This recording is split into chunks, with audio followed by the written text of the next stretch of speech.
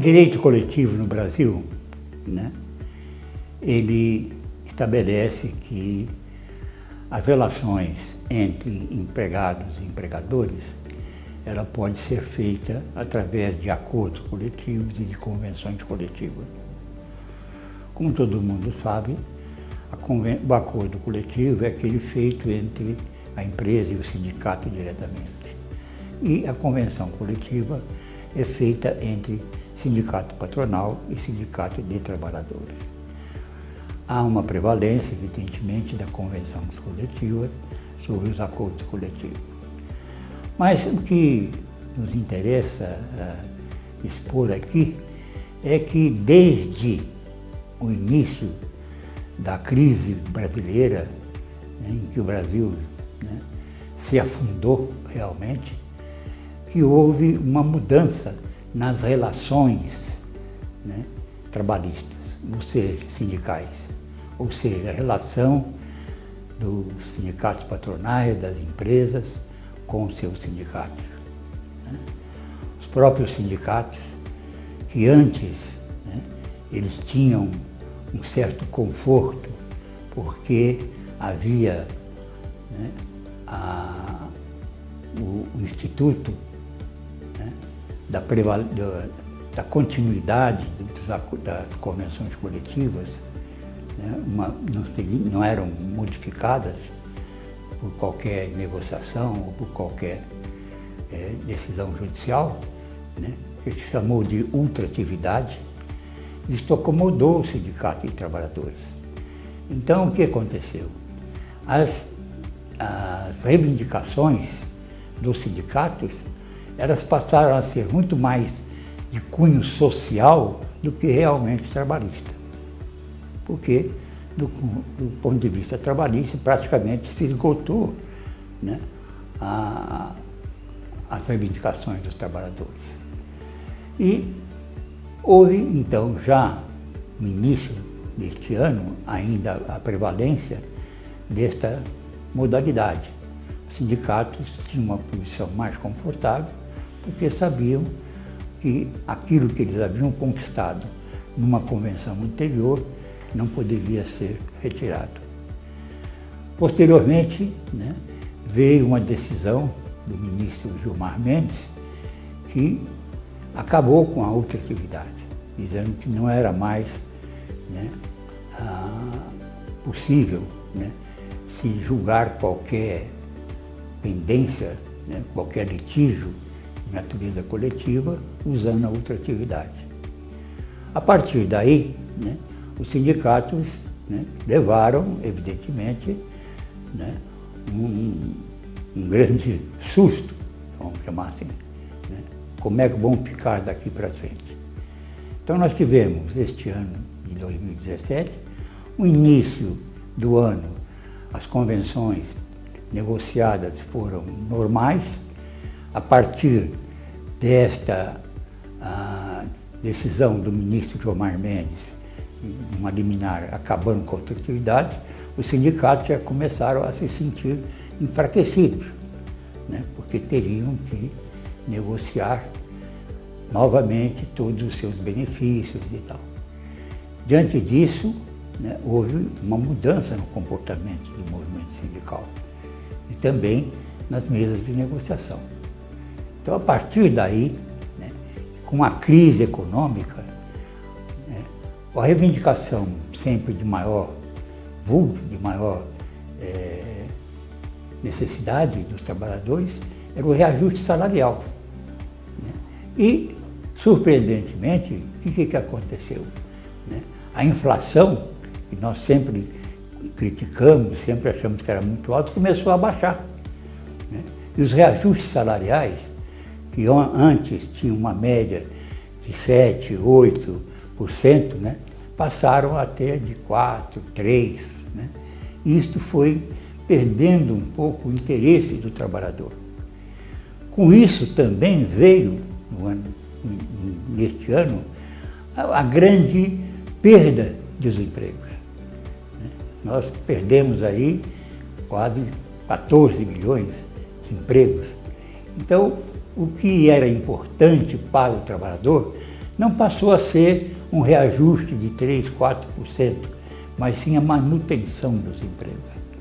Então, as reivindicações todas, né, eram feitas com o objetivo de manter seus empregos. Essa é a reivindicação.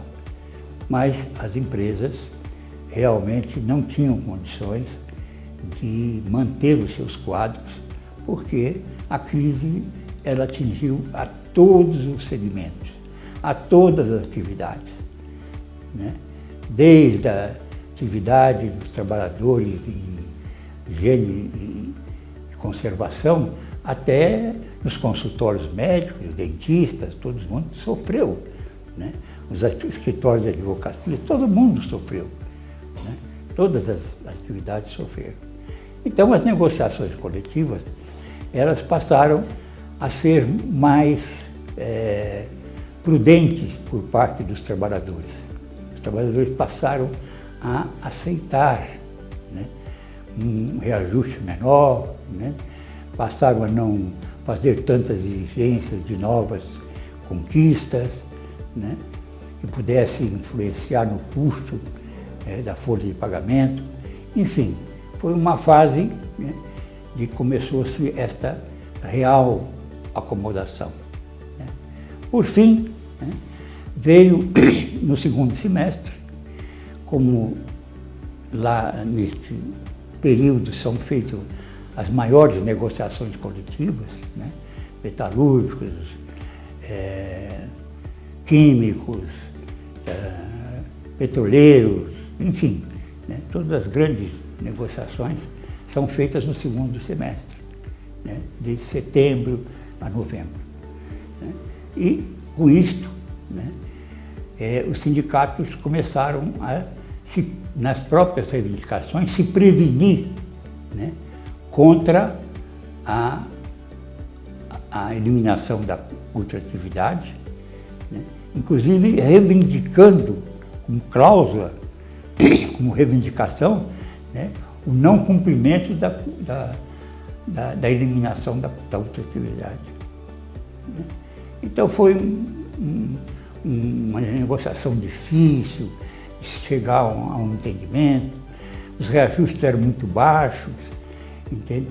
E a propaganda, a politização do sindicato, né, mobilização da categoria, passou a ser muito difícil, porque o trabalhador não estava mais disposto a fazer uma greve, fazer um movimento, por causa de um aumento de 2%, 3%. O que ele estava mais preocupado era manter o seu emprego. Então os sindicatos perderam um pouco da sua força de mobilização, entendeu? E aí nós tivemos negociações, né, já com, né, reajustes dentro dos parâmetros do INPC, né? E finalmente veio, né, a aprovação. Primeiro houve, né, o anúncio de como seria a reforma trabalhista. E, curiosamente, né, houve uma tramitação muito rápida no Congresso, e surpreendeu os trabalhadores. E aí foi promulgado. A partir daí, né, os trabalhadores, eles reclamam, né, e fazem, né, oposição, né, porque acham que a reforma trabalhista, na realidade, ela foi muito mais política do que trabalhista. Por quê? Porque, segundo o Sindicato de Trabalhadores, tinha por objetivo enfraquecer, né, o movimento sindical. Não só acabando, por exemplo, com a contribuição obrigatória de todo ano do trabalhador, como também tirando parte da representação do sindicato perante os trabalhadores. Então, a partir daí, ficou muito difícil as negociações. Nós temos negociações, por exemplo, com data-base de setembro, que até hoje não conseguimos fechar. Por quê? Não se chega a um entendimento, né? Os sindicatos, e por que não se chega? Porque os sindicatos, né, acham que enquanto estiver negociando, não pode mexer naquilo que está lá, né, já negociado em anos anteriores. Então está essa complicação, entendeu, nas negociações. Eles têm receio, né, de negociar e perder direitos, né, e as empresas, dada a situação financeira, a situação econômica do país, não têm condições também, né, de conceder novos benefícios e de conceder aumentos salariais acima, né, daquilo que o INPC determina. Então nós estamos esse é o grande impacto, né, que o ano de 2017 causou nas relações sindicais, né? Os trabalhadores, né, mais receosos, né, querendo, no mínimo, manter o que tem, né, e as empresas, né, em dificuldade financeira, não tendo capacidade para atender, né, estas pretensões dos trabalhadores, né. Além do mais, né, aquilo que é vital para o trabalhador, que é o emprego, ao longo do ano, a cada vez ele aumentava, né. Então isso punha, né, os trabalhadores, né, na retaguarda, né, não atendendo até os apelos do sindicato. Então isso é o que... Né, e é assim que nós estamos ainda. Temos uma reforma trabalhista que, por incrível que pareça, a própria Justiça do Trabalho não aceita.